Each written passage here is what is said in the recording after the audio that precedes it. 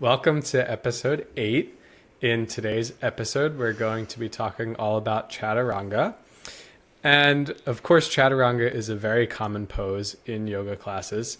And there are also a lot of opinions and arguments surrounding this pose. So we are going to try to, as succinctly as possible, although we tend to go on and on sometimes, but as succinctly as possible, talk about Chaturanga and the issues and questions surrounding it. So first off, Jenni, what is Chaturanga? Can you tell us what Chaturanga is? Yes. I think that most of our listeners who are yogis will automatically know what Chaturanga is because it is such an ubiquitous pose in the yoga world. But people who may be listening who aren't yogis, maybe just general fitness enthusiasts or movers, they might not know what Chaturanga is. So just to kind of lay that foundation, Chaturanga is... It's basically like the yoga world's, I'm kind of just in a simplistic terms, it's like the yoga world's push-up, basically. And just about everybody knows what a push-up is. You start like in a plank position, and then you lower down toward the floor. So, and then in the fitness world, in the push-up, you would then push back up. But in the yoga world, the way that Chaturanga is generally practiced is you start in plank, you lower down roughly halfway, and then you transition into a back bend, which might be upward facing dog, or you might lower all the way down to the floor and then transition into cobra pose, which is another back bend variation. Is there a like a more common way of doing it? So I never knew that you were supposed to stop at 90. I always just lower it all the way down. But is either way technically correct, or is technically correct you should stop at 90? That is a good question. Well, technically, if you look at like the photos of Chaturanga in, say, a yoga book, they will show it just halfway down and they'll call that Chaturanga at that like 90-degree elbow angle. So like that, I mean, in yoga, we often just take a shot of like the asana, like one moment, and say that's the pose. But of course, there's movement involved too. So I mean, Chaturanga is also a transition. It's also like that whole transition from plank then through Chaturanga into the back bend. So it just kind of depends. If you're transitioning into cobra pose, that's a pose where your belly is down on the ground. So if you're going to take that back bend, then people do tend to lower all the way to the ground, which is totally like normal and correct. But if you're transitioning into upward facing dog, your belly and your hips, they never touch the ground in up dog. So in that case, generally what's like classically done is you just lower about halfway down. You never touch the floor with like your belly, and you just straighten your arms and lift your chest right into up dog. And technically up dog is the pose in the vinyasa, right? Well, or it can be either. It can be either. At least in my interpretation and my understanding, I would say you're right that Chaturanga and up dog is the most classic. It's like the one we tend to see, and it's what people mostly refer to when they're talking about, quote, the vinyasa. I didn't mention earlier that Chaturanga is like an integral part of this kind of three-step sequence called the vinyasa that is practiced in many forms of yoga very often, like frequently all throughout the practice. So yeah, wait, what was your question again? I kind of got off. I got distracted. Yeah, so just whether the up dog or cobra if up dog was the correct vinyasa or something. And I would say no. Lowering all the way to your belly and then just lifting the chest into cobra is equally a vinyasa. It's just kind of two different variations, but the up dog variation is probably just the one that people tend to think of more.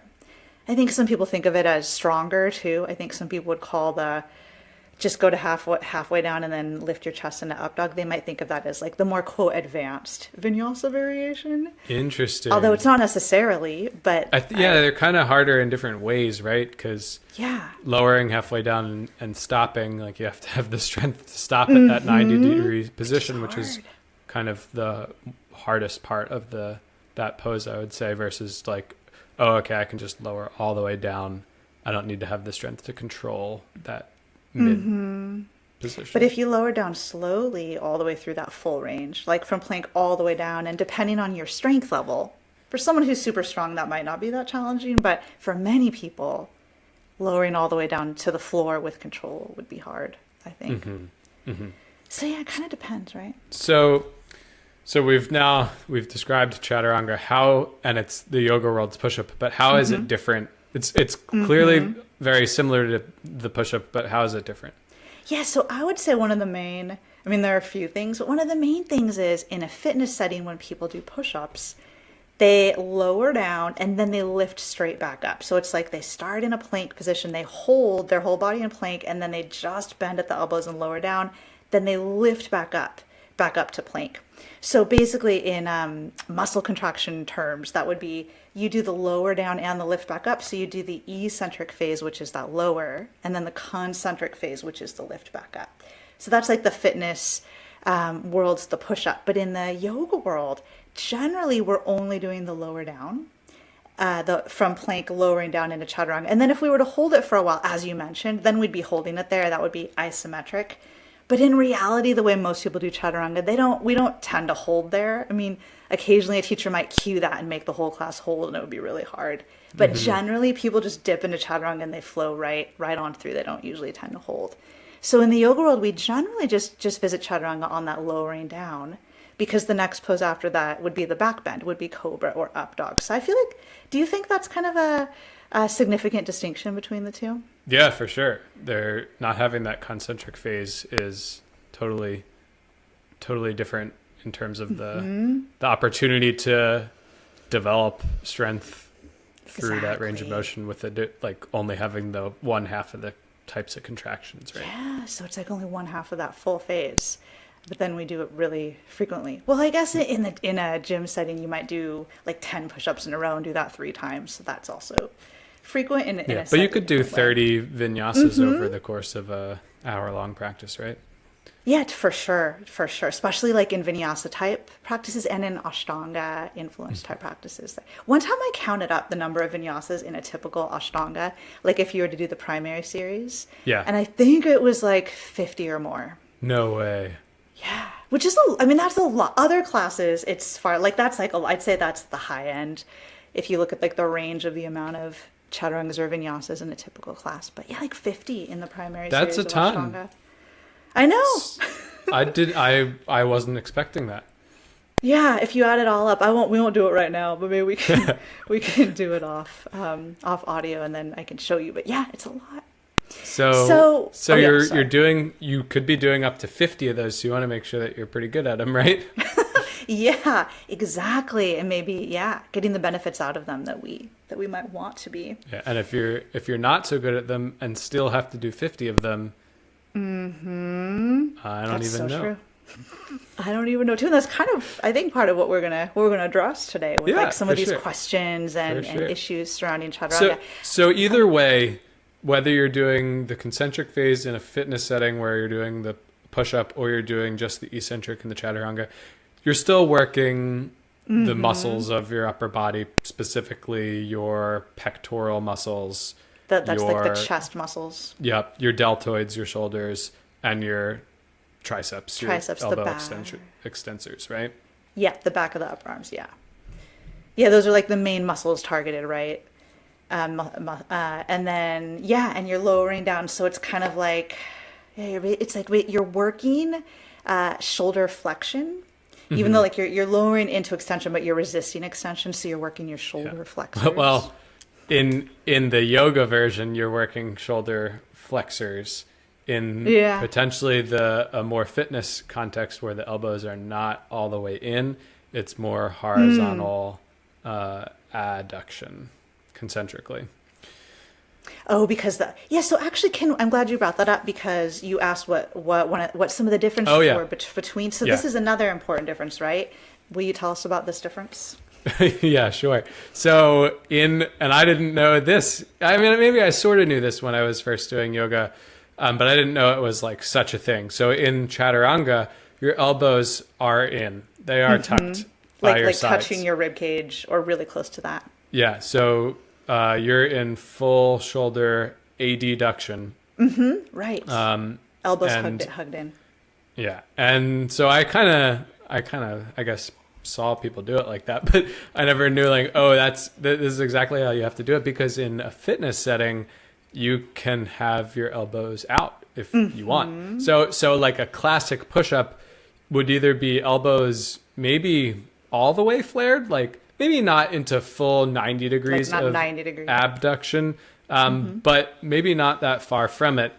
And and you could be anywhere between there. So maybe like so that would be like a T shape if you were looking from above. Maybe like the compromise between the two shapes we're describing would be more of an arrow with your elbows in at a 45 degree angle, or your humerus, your upper arm relative to your torso. And then we would say maybe we would call it a close grip push-up or a tricep push-up. Right. Would be the way that we do it in yoga. But a push-up by itself doesn't necessarily mean elbow, or it likely doesn't mean that elbows are in. You would have to qualify, you're doing a tricep push-up or a close grip push-up for it to mean what we think of as chaturanga. Exactly. And the difference is the muscular recruitment, where when your elbows are tucked, it shifts more of the stimulus to the triceps. And if the elbows are flared a little bit, then you're getting more work through the chest muscles. Right. So it's like, because you're getting a greater stretch through the front of the chest. Whereas when you keep the elbows in tight, the pecs just aren't in a really good position to perform that movement at the shoulder. And so it shifts the emphasis to the more triceps. onto the, So would you say and the delts and the shoulders. Right. So elbows in, front triceps of the and shoulders. Yep. And then elbows out. Still shoulders and triceps, but much more pecs. Yeah, that's what I was going to ask you is like, even though there's kind of this whole spectrum, like elbows could go all the way out, they could be part way out, or they could be all the way in. In all of those variations, all three of those general muscles we talked about, they're all working, but it's just like different proportions in each of those variations. Can you tell us which of those say we call them three variations, so like elbows all the way out, elbows part way out, which is the arrow, and elbows all the way in, which is typically the most challenging variation, like the hardest to do?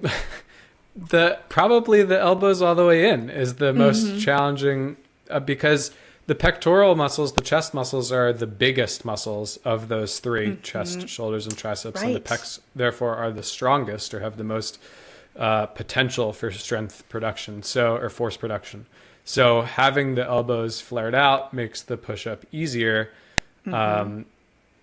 or at least having them at the 45-degree angle. So maybe all the way out is also, well... No, I think I'll go out and say it that all the way out is probably the easiest. You told me that once for you, yeah. But maybe having them halfway in is a like nice compromise. So especially, so I think we experimented with this with you, where you were so accustomed to doing your chaturanga or push up with your elbows in that you had built a ton of strength there. But when you flared your elbows out, it wasn't necessarily. It was harder for me. Yeah. So if you're coming into it, I wasn't adapted to it. Right. If you're coming to it from, and maybe, well, just biomechanically, elbows out should be easier. But it does depend on what you've done before. So if you've always done elbows out, of course, elbows out is going to be easier for you.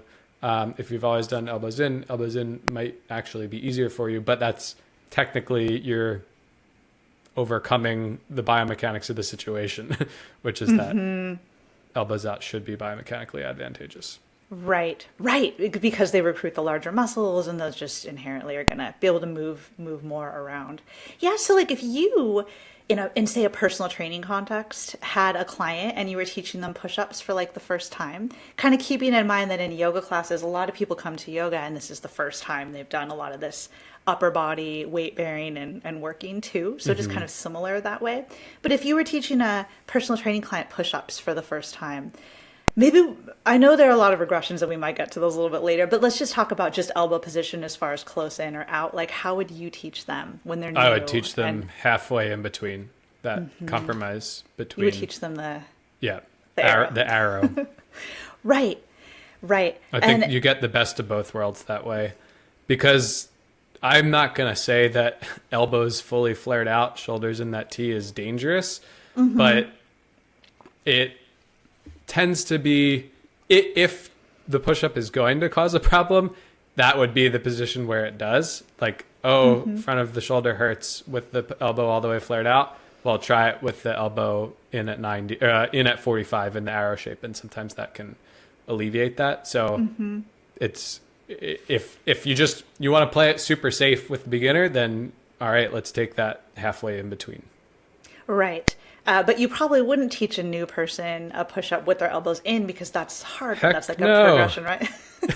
Right. And I want to put them in the position they're going to be strongest in, so they experience success with it. Exactly. And so making the movement harder by saying, "Oh, you have to keep your elbows all the way in," that is silly to me.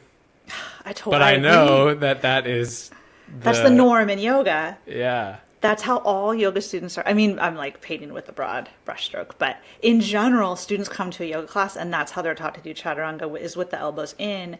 Yet so many people are pretty weak in their upper, like unless they've really loaded it and worked and maybe done strength training. But think of all the people who come to yoga off of their desk job for years and years. And then this is like maybe the first time they've actually been bearing load with their upper body in a significant way, and then they're just thrown into everybody elbows in, and that'll be like the cue. It'll be like elbows should graze your sides as you lower down, like things like that. It just seems a little like cart before the horse or backwards in terms of progressions to me. I agree. Yeah. I think we should throw it out. Yeah, and every time. So why is that? Why is the elbows in emphasized?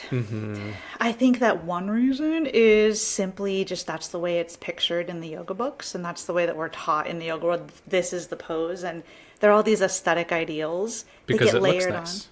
Yeah, I guess it does look nice, I guess. Just elbows in. Yeah, it's a little more like, it's, I guess, more straight lines or something. Another thing, I don't know if you've heard this, but I've certainly heard in the yoga world many claims that if you let the elbows track out, that's more injurious for the shoulders. This is what people say. This is like why they say to hug in, or at least my experience is like it's safer for the shoulders. I don't buy it. I like only up to an extent.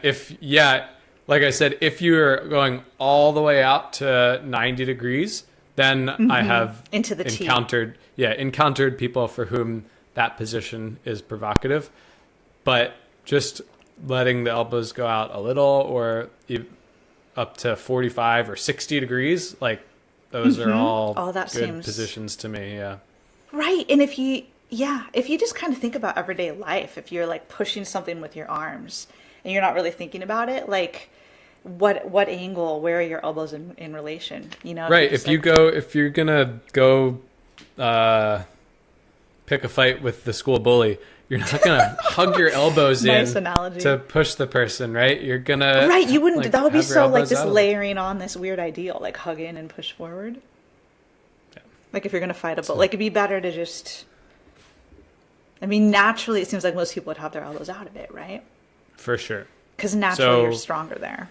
So because it looks nice, that's why. Do you know that quite often if I put up like on social media like a video of me doing chaturanga from the front, so like you're seeing me from the front and you can the elbow angle is really visible. So I generally, if I'm doing chaturanga these days in yoga, I'll do it with my elbows at about 45 degrees. It just feels better to my body and I'm stronger there. But I will regularly get multiple people writing in response and saying like, they'll say that's incorrect, or like, that's why amazing. Are you doing it that way? That's not chaturanga is supposed to be elbows in. And then I always explain like it's actually more accessible to let the elbows go out, and maybe we can broaden our minds around these alignment ideas. Wow. Well, on the bright side, it's a good opportunity to have a conversation. On the not so bright side, that's like kind of rude of people. Yeah, right? Sometimes they do it in a bit of sometimes they're just genuinely inquisitive, like, I don't understand, why are you doing that way? But sometimes they're just like, that's not how you do. You're wrong. Yeah, right. You're doing it wrong. So yeah, well, I think hopefully we're going to I just watched The Matrix, the fourth one. So they say free your mind of this notion of right and wrong, right? Yes. Oh, I love that. I feel like it's a theme underwriting a lot of what we talk about, right? Mm-hmm. Yeah, exactly. And stop sliding into Jenni's DMs and telling her that that her push-ups are wrong. That's really funny. Yeah. So it's funny you said that when I first started doing push-ups with the elbows out, that was harder because I was so used to elbows in. But now that I've done enough strength training and shifted, it's actually easier now for me with elbows out. Like in our strength for yoga program, sometimes we program like traditional push-ups, which is elbows out, and sometimes we'll program quote tricep push-ups with elbows in, and I can always do less of the tricep push-ups than the Hot elbows dog. out. Yeah, Nice. right. I'm stronger with the elbows out. So There I you think go. I've become more like a normal person in relation to Chaturanga. Only in relation to Chaturanga, though. Yeah, you're- only there. You're That's still the- kind of an oddball otherwise. exactly. That's the only thing that's changed. So I think that's a really good point to bring up about this other difference between like a push up in the fitness world and Chaturanga in the yoga world. Another reason that both Chaturanga and push ups are helpful is that they develop pushing strength, right? Because you are pushing the floor away, you're pushing through your arms and your shoulders, and that's called pushing strength whenever you're pushing your body away from something or pushing something like, say, a weight away from you, like in a bench press or something. So would you say Chaturanga and push-ups in general are good for developing pushing strength? Yeah, Can they're be, like if you do them. they're like the quintessential exercise for that, especially from a body weight context. Right. The quintessential, exactly. And like Yeah. handstand is another one, although that because it's more of a static pose unless you're doing handstand push-ups, which That's true. I don't think many people are, but Really. but that You would could be do another handstand. example. I could. We have videos of you doing them. It's crazy. It's true. But also down dog is another kind of similar to handstand where it's a pushing type Like movement. you're pushing the floor away. But in Yeah. those positions, the arms are overhead. So you might call Right. that vertical pushing. Yep. Whereas the push up or chaturanga is a horizontal push. Right. So it's good for developing that type of strength. Yeah. And core strength too, because it's Yes. basically you are maintaining plank from the shoulder down while moving the arms. Exactly like that. Or like you should be maintaining should be. plank. If you're not, then Right. that could be something that you could nitpick. Yeah, exactly. So that's like a common thing we often see, especially in yogis.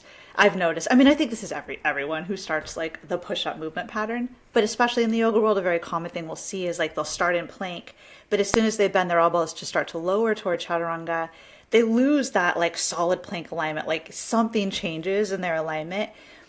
I believe most either because they just don't know, like they don't have a good proprioceptive sense of their body moving in space, and they're not understanding how to keep it in plank, or they lack the strength to keep the plank alignment because that's actually really hard, or a combination of both. Maybe they just don't know and they don't have the strength. Totally. What are some common ways we see people?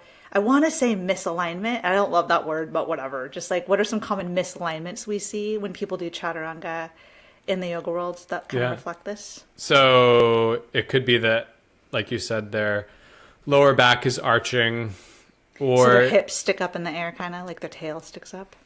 yeah, well, like either tail drops or tail pikes. Oh yeah, the hips can Either sag. one, yeah, Or- is kind of an indication that something is not quite there with the core. And then a couple other ones would be like their chin pokes forward, like chicken. Like that one is so common. I know I've done that a lot. And that's usually more of an upper body weakness, I think. And it could also be an awareness or proprioception or control thing. But it's kind of like, Right, oh, like if I not poke my realizing. chin forward, then I'm getting closer to the floor. Like Yeah. you're trying to fake the range of motion, right? Right. And then I another never one. made that connection. That's like why we do that. Well, So it's like you think you get yeah. closer than you really do, or that Yeah. could be one reason why people do that. yeah. People also do it when they're doing rows, and that, well, it kind of makes. you could So a make the same row is argument. when you're It could- doing like that's a shoulder pulling exercise. Just to clarify for some listeners who might not know, like pulling a weight toward you or pulling yourself toward like a TRX or something. That's a pulling.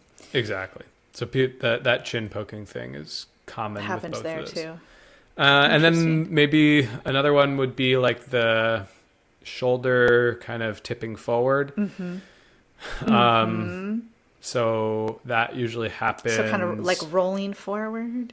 Yep. So I guess that would happen as soon as you initiate the lower down, where you're not able to maintain. I don't know. It's not really protraction or Is it retraction. It's posterior tilt and anterior tilt? yeah, that's really what I it feel like is. I've heard it at least or learned it called that. Yeah, yeah. If you think of your shoulder blades on your back, anterior tilt is when the tops kind of roll forward and like the bottom tips of your shoulder blades lift away from your back. And that's what we're talking about is the quote misalignment in Chaturanga. And then a posterior tilt would be that the tops of the shoulders kind of roll back and the bottom tips of the scapulas move forward toward the back of your heart. Would you say that sort of describes Yep. that? Yep, exactly. And so that's probably another example of most likely weakness, but it could also be control or Yeah, control, awareness. just not understand. Right, right. That Are makes there any sense. other common Those were things that honestly the we see? three that I had in my mind. Yeah, I'm sure Actually, there are four others. because you reminded me about. I was thinking hips sticking up, but I forgot that hips also can sag down. Yeah. But yeah, so and just to recap, when the hips kind of do that thing, it's often like an indication that someone's not recruiting their core, like their abdominals enough. Maybe that's kind of like a cue to us, like as teachers or something, we might like think that's why they're doing that, or that's core strength might help them. And then the head poking forward or the anterior tilting of the shoulder girdle, that would be more like they might need more upper body strength. But we didn't mention the elbows flaring out because we don't think that's an issue. Oh, right. We didn't mention that as a misalignment. Exactly. Even though many yogis and yoga teacher trainings would certainly say that elbows out is a misalignment and that it's bad. I actually, when people in the yoga world talk about chaturanga and the injuries that can happen from it, and they'll say like elbows out is more injurious, which we've just clarified that's not the case. It's not any more injurious than elbows in. But I just like to list a few of the ideas around the ways that shoulders can be injured in chaturanga that I hear people say. These are claims. I don't necessarily believe them or think that they're necessarily true or likely, but these are the things I commonly hear. So I'll hear that they'll say that if you do chaturanga in misalignment at all, you can tear your rotator cuff. Is one that I tend to hear. What do you think that the tearing the rotator cuff is a likely consequence of chaturanga at all or chaturanga done in a misaligned manner? No. Do you, I've never heard that before. I think that's I love crazy. your answer. No.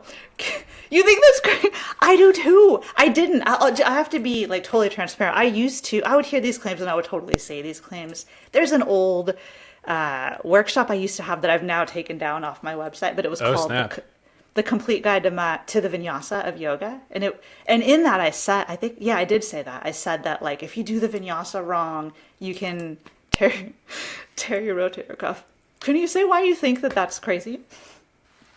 We're like, how is that going to happen? It's just what is the mechanism by which lowering yourself to the ground just with your body weight through a small range of motion is going to Tear make your rotator shoulder cuff. explode? Yeah. Yeah, and the rotator cuff. I think part of it might be people don't realize because I think this is what I was doing in the past, but we didn't realize that we didn't actually understand what the rotator cuff was and where it's located in the shoulder complex.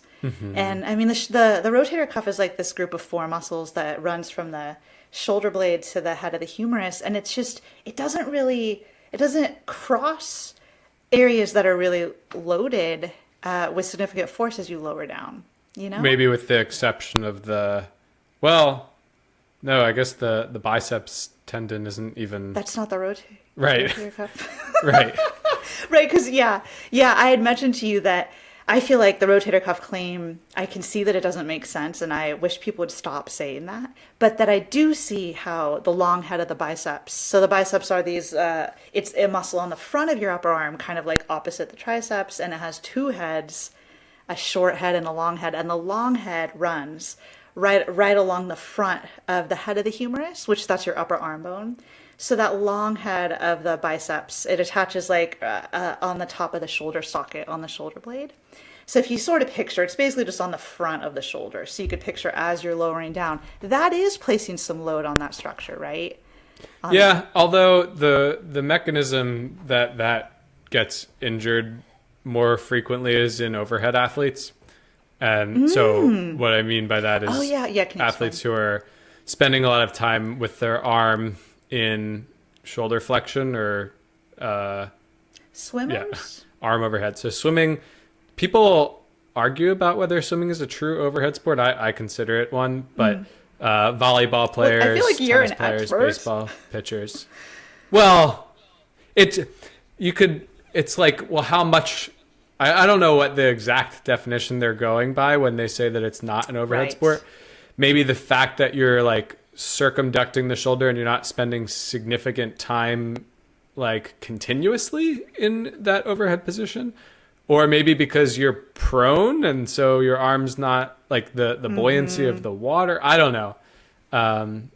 In my opinion, swimming is an overhead sport, just like any of those other ones: baseball, softball, volleyball. I think softball.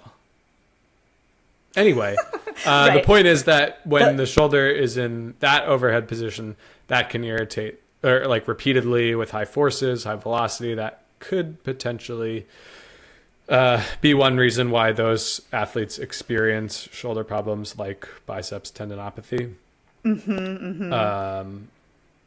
But then that's that makes not sense. But that's not the I mean, that's position that we're talking overhead. about. That's not the position of a push-up. Yeah.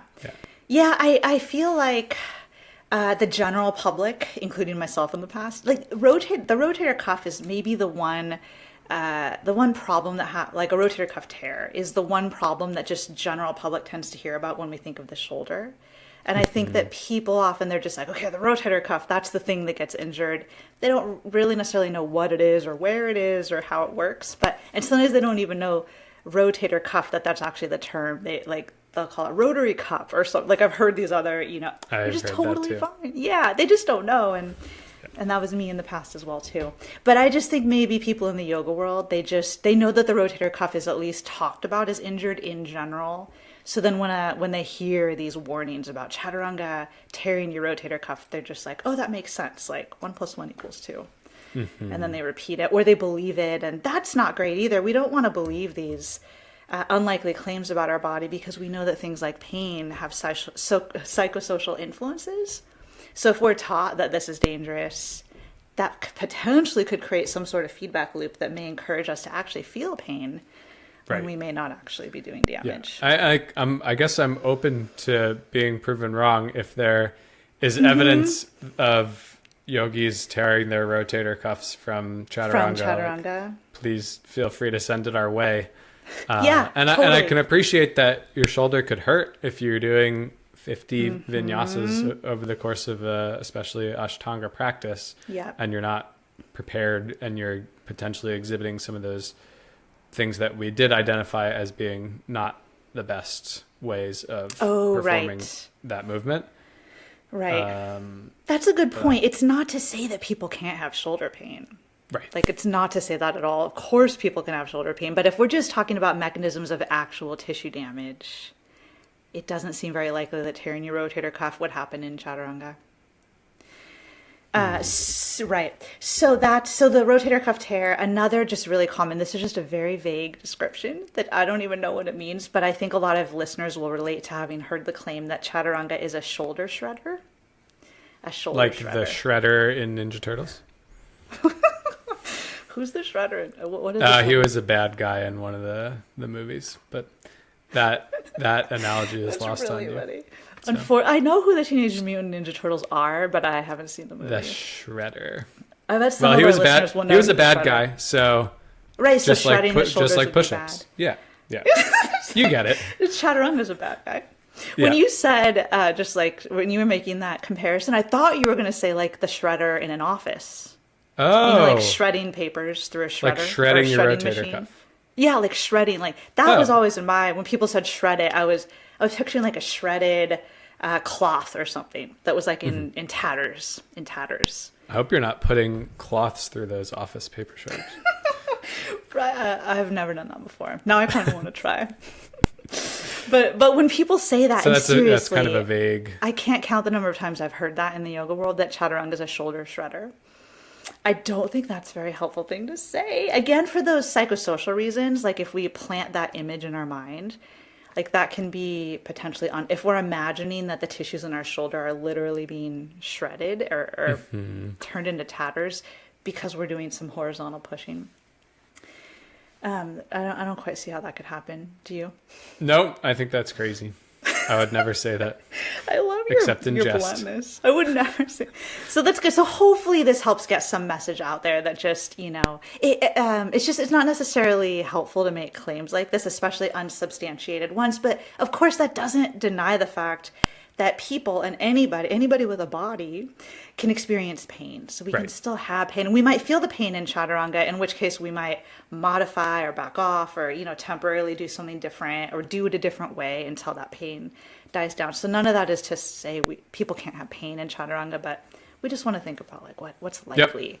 Yep. Yeah, I don't think push-ups are going to guarantee pain. And I don't even know that push-ups done with any of the potential issues that we talked about are going to guarantee pain. I think that your performance of them will be suboptimal.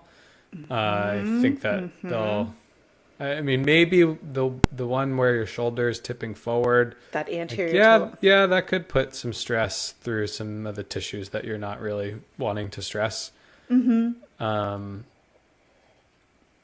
I'm not wouldn't make any bold guarantees of pain and injury, because we do know that. I know it varies in everyone, but our tissues do adapt to load.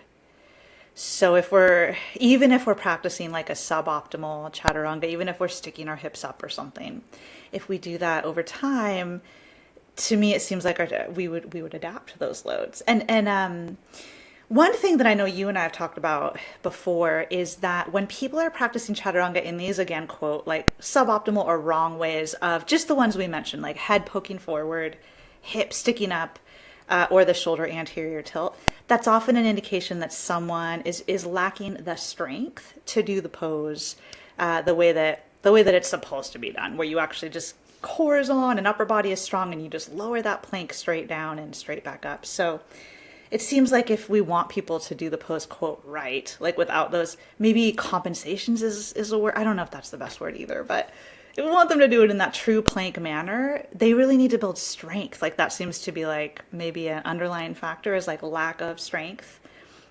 Yep. Throw lack of strength and lack of awareness. Right, exactly. Both of those things. And it's hard to teach that awareness, I feel like. And it's hard to truly progressively build the kind of strength that someone would want and need to do a really excellent Chaturanga within the context of like a group flow yoga class. Absolutely. Would you agree? Yeah, I think that there are probably a lot of people who have done yoga for a long time and still, we hear it, right? I've been practicing yoga for a long time, but I still want to improve on my Chaturanga. And it's like, how has this not happened yet? But it's not your fault because there is very little opportunity to systematically progress it. Exactly. And if you're maybe you're given the choice to do knees, chest, chin. Yes. Which is fine. I like that pose.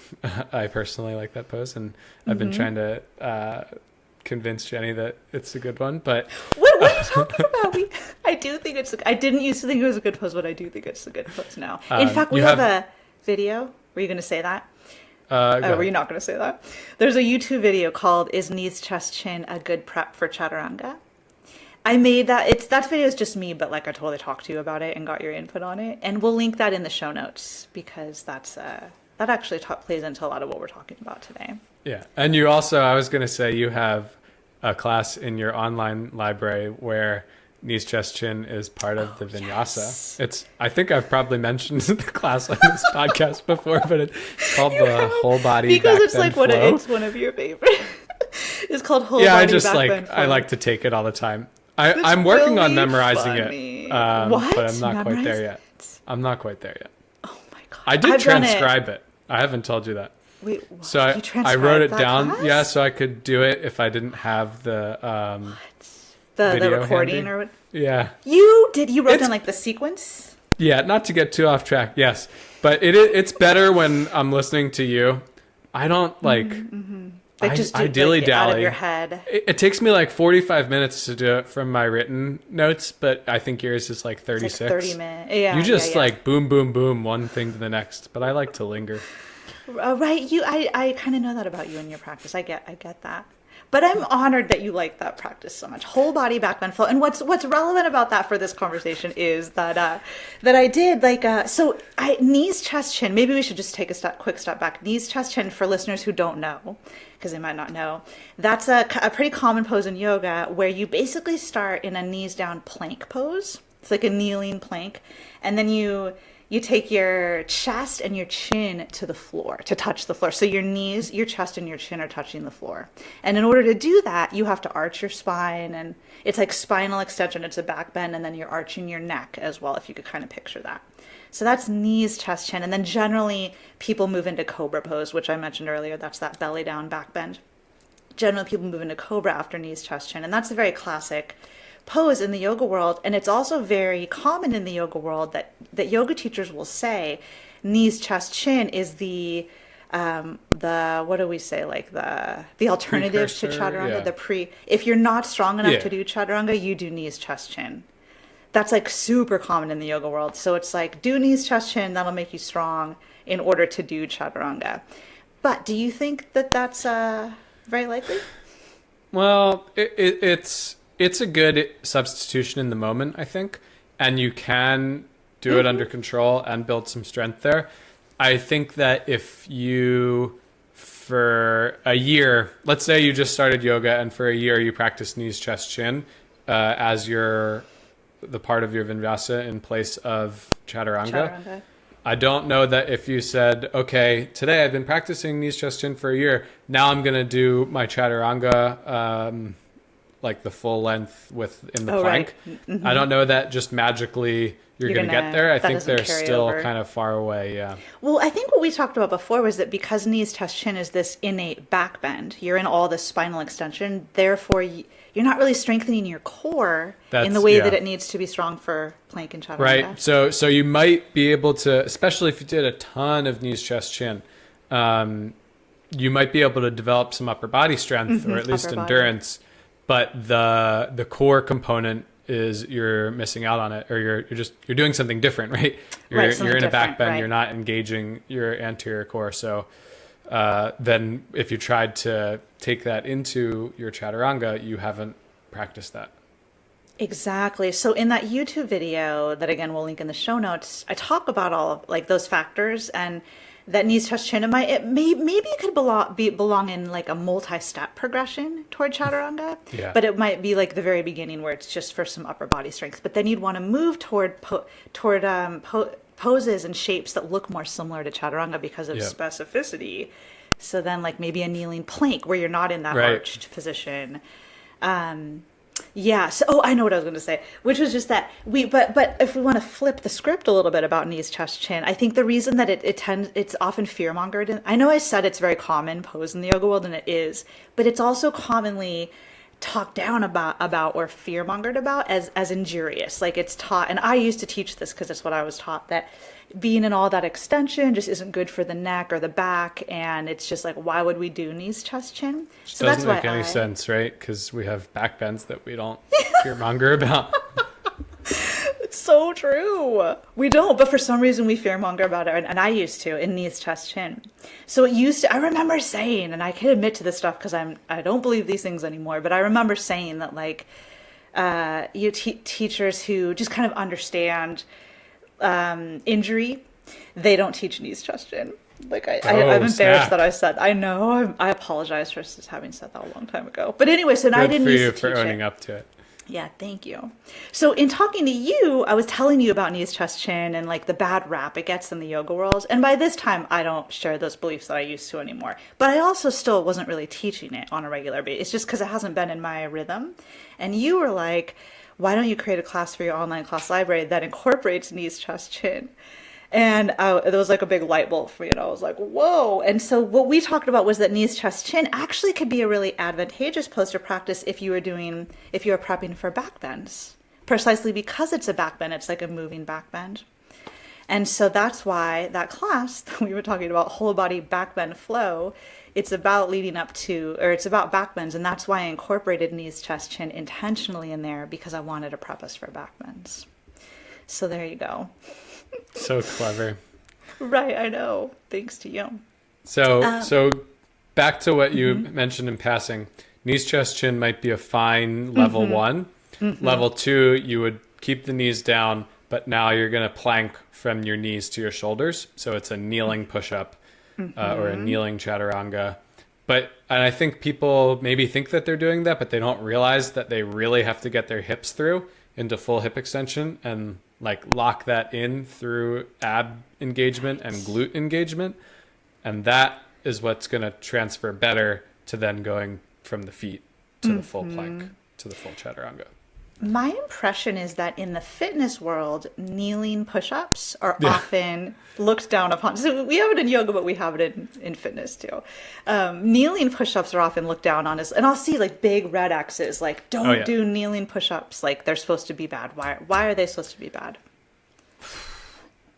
I don't know. Like, to me, if you get like, let's say I can do 50 full range regular push-ups.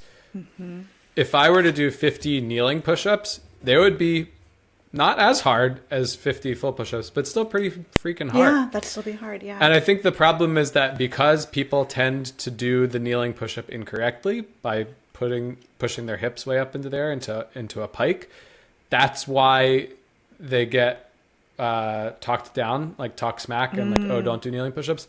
But in my opinion, good kneeling push-ups are good. So it's not that kneeling push-ups are bad. It's just that bad kneeling push-ups are bad. Right. Okay. And yeah. I don't even like to use good poorly. and bad. I just did. Right. But like we said earlier, we transcend good and bad. But yeah. Whoops. Yeah, we mean it kind of maybe in a different way. Yeah. So anyway, that's a perfectly viable option. But recognizing that people do have a tendency to pike their hips and do them in not the most efficient way, that we have other options at our disposal, especially in a fitness context. In a yoga context, we might be a little bit more limited as far as our options go. But what would be some of the other examples? Maybe in a yoga class or maybe outside a yoga class. Yeah. Of progressions that you can do beyond knees, chest, chin, and push-ups. Okay, so there's those two, but I believe that ultimately probably the best and maybe most specific in a bigger picture way toward getting stronger for chaturanga would be to do hands elevated chaturanga or push-ups. What is that called? Like elevated push-ups. Yep. So incline your hands push-ups. are incline push-ups, right?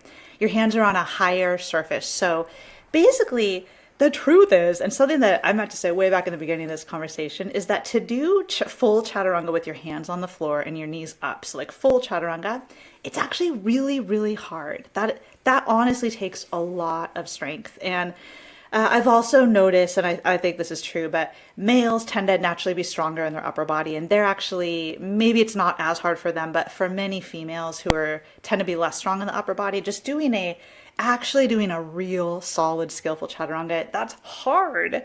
And then in the yoga, you actually measured the amount of force required in the chaturanga, right? In an Instagram post. I did. Okay, so we can link that in the show notes too. But I used a scale. Yeah, I think. Go ahead. Oh, what was upon your suggestion was to use just a bathroom scale, and that you can do that to like measure force, right, in different movements. And so I used the scale and I put my hands on the scale. I was in plank, and then I measured like how much weight was in there in plank, and then as I lowered down to chaturanga and lifted back up. And it's a lot, right? I think it's like 70% of your body weight. I think so too. If you weigh 130 pounds, I don't know why I'm going to try to do this math in my head, but let's half call of 65 and then add on 80 or something? Yeah, let's call it 80 pounds. So that's not trivial, maybe right? 85 or 90. Yeah. Maybe it's more. Anyway. If you were to flip onto your back and bench press 80 pounds, you can do that. But you're also of an experienced strength trainee. Strength trainer, right. Not everybody can who weighs 130 pounds. So then flipping back into plank and attempting to do that, not to say that it's impossible, far from it, but just like if you're a beginner, probably shouldn't necessarily expect to be able to do the full expression of the pose. And I think because a lot of people don't realize, like we talked about, just body awareness and control, a lot of people are not doing chaturanga very well, and they just don't even realize it because they just don't realize, oh, my hips are up, and they shouldn't be. Like, they don't know. They're just like, well, I lowered down and then I moved into my up dog, so I did the pose. But they don't necessarily realize. It's hard to know without a teacher having, or filming yourself, good eyes looking on you, at but it, filming yourself or is a looking good in the way, mirror. Yeah, I remember years and years ago that as we know and talked about in a previous episode, I used to do Mysore style Ashtanga, and I did those 50 vinyasas per practice. And then one day I was with a friend, and we weren't in Santa Barbara where my Ashtanga class was, so we did like our practice in like a fitness center somewhere, and it had mirrors. And I just remember that was the first time I saw. Now I'm so used to it because I film myself a lot. I'm able to see and kind of catch when maybe I do things, but that was the first time I saw myself moving in yoga poses in the mirror, and I saw my hips stick up when I lowered down, and I was like, is that wrong? Why am I doing that? I didn't know at all, and I'd been doing it for years, but then That's I saw wild. It in the mirror, and then I was like, what's up with that? Like, I thought I was in a straight line. So anyway, just to reiterate that, I think so many people do chaturangas and they don't maybe realize they could optimize or they could do them better. And when we say better, it's just meaning better, maybe more because if you truly embody that plank and lower it down, you're applying the loads where we really want them to go in the pose in order to build the strength. You're going to build more strength. You're going to direct the forces to the muscles that you want them to. Not to say that because your hips are up, you're going to injure your back. Mm-hmm. Like, that's another thing you'll hear in the yoga world. Probably not going to injure your back just because of that. Yeah. But it does mean that you're probably not creating the upper body strength we truly want to be creating. So to go back to what we talked about with the elevated push-ups and hands on a higher surface being a really good way to start. And I know that in many fitness settings, and probably you, Travis, if you had a personal training client who was new to push-ups, I would imagine you might start them in elevated push-ups, right? 100%. Probably not hands on the floor. So that can be as high as like hands on the wall. Mm-hmm. And although that might sound pretty high, like if you've never tried that before, I would suggest just go do plank at the wall, like in arms straight, and then do 10 full range push-ups at the wall. And you'll probably really feel that in your upper body. Mm-hmm. But anyway, you can start that high, and then progressively as you gain strength, you lower the surface of the hand. So kitchen counter is a really perfect place. It's perfect. I think that's what you were going to say. Yeah, it was, And then a chair, a table, a chair, a bench if you're like at the gym. Mm-hmm. So that really seems like, and that's what I certainly did, because I learned that's the proper, most, I want to say proper, it's not really proper, but that's a very efficient way to truly build strength for a chaturanga, is you lift it up and do your chaturanga there, and then you slowly lower it down. Yeah, and if you are in a yoga class and you have a whole giant stack of blocks, you can create an incline. That's true. The one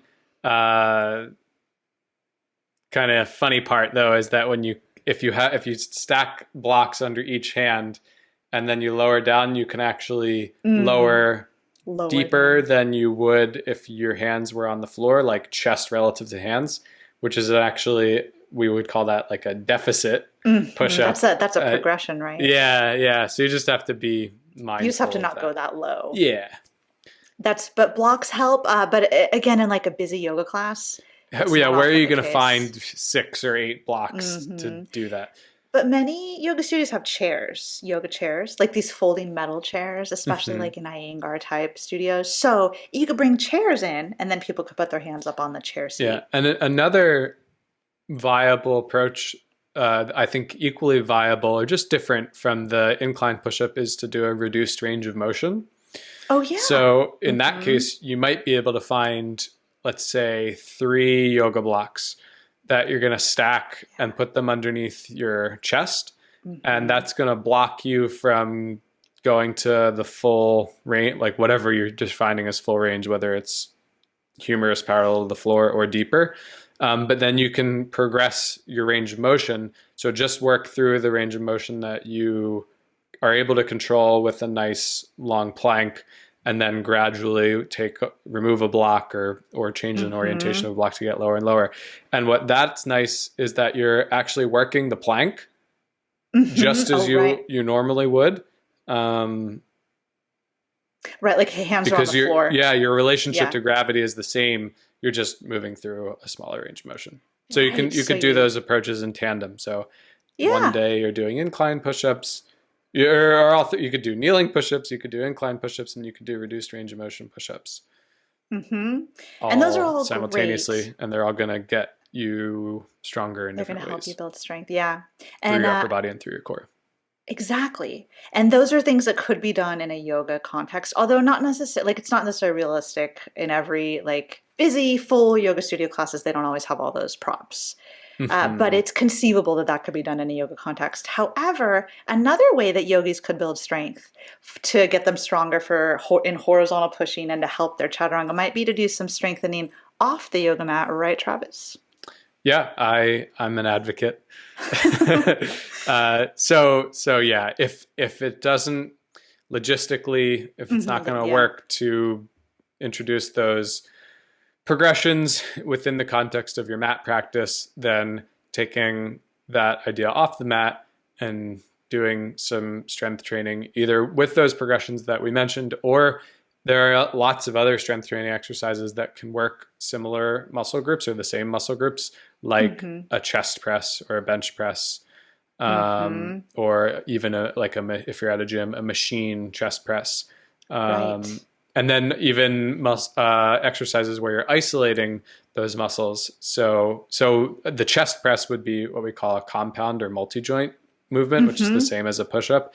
An isolation or single joint movement would be something like a shoulder raise, like a front raise, where you raise a dumbbell or a kettlebell or a up in front of your body, or a resistance band. Yeah.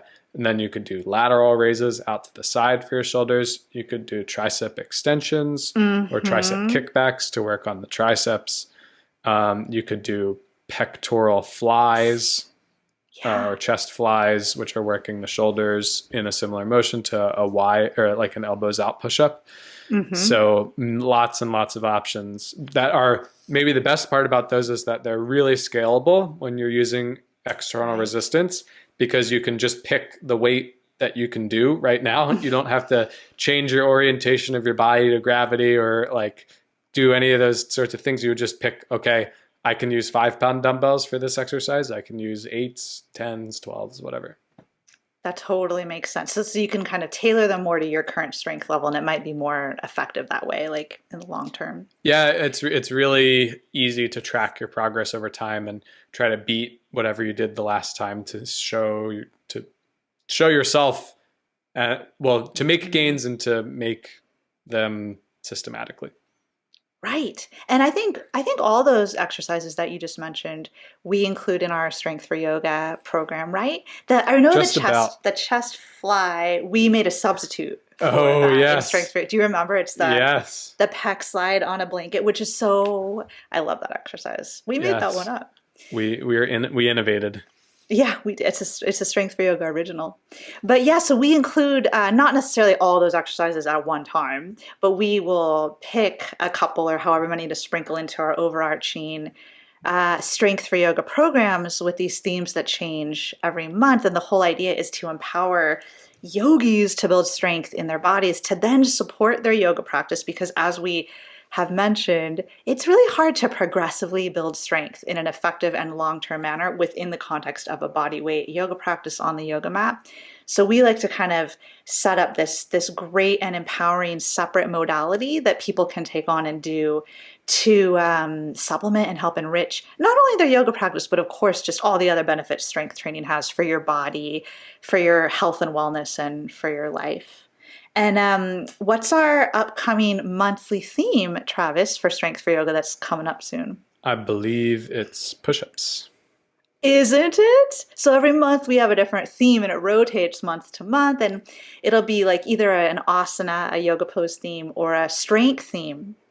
And this next month we have push-up as the theme, which which that's basically Chaturanga, or at least we'll have tons of carryover to Chaturanga.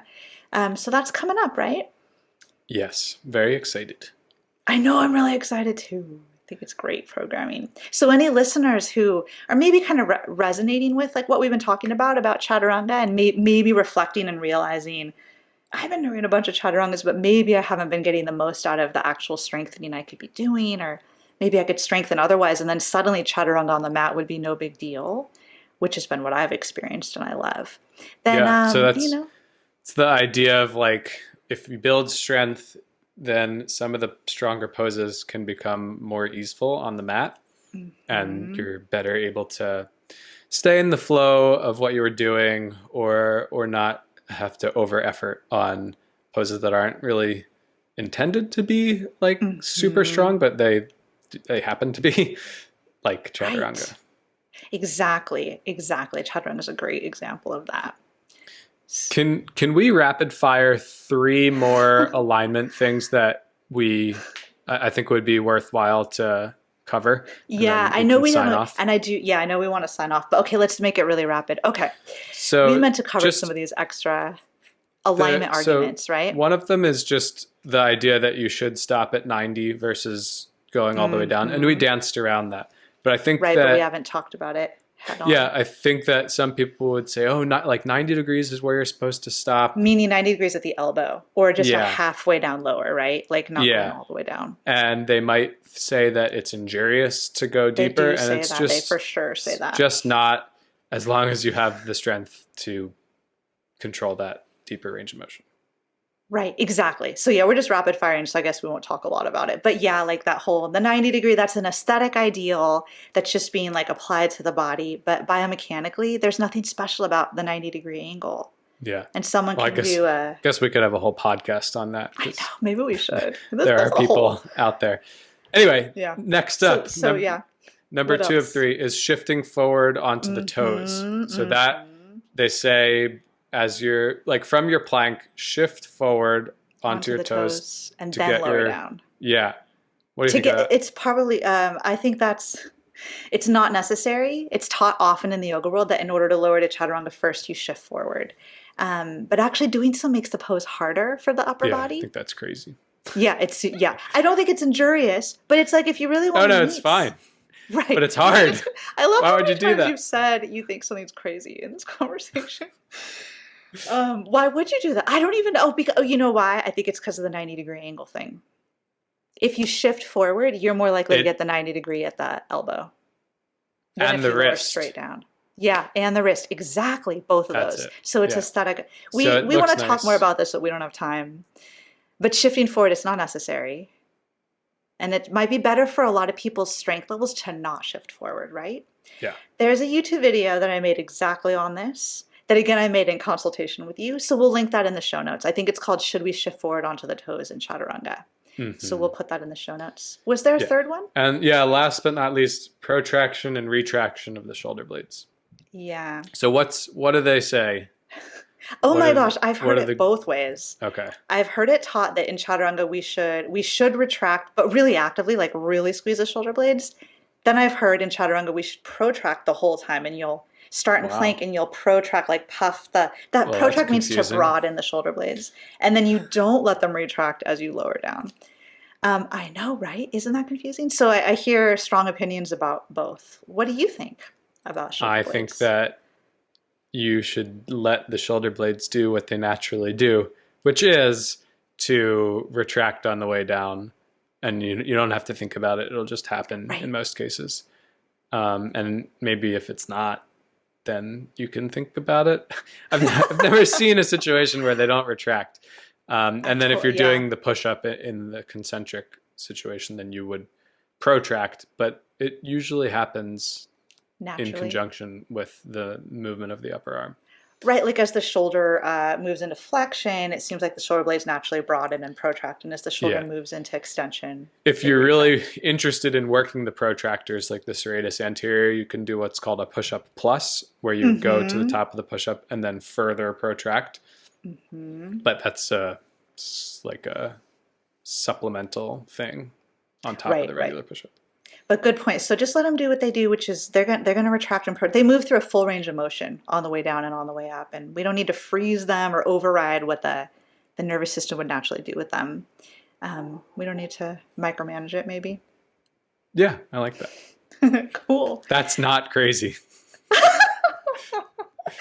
I'm glad you think that's not crazy. Yeah, I like that. We want our Micromanaging shoulder is blades crazy. to move. I know, and there's so much of that.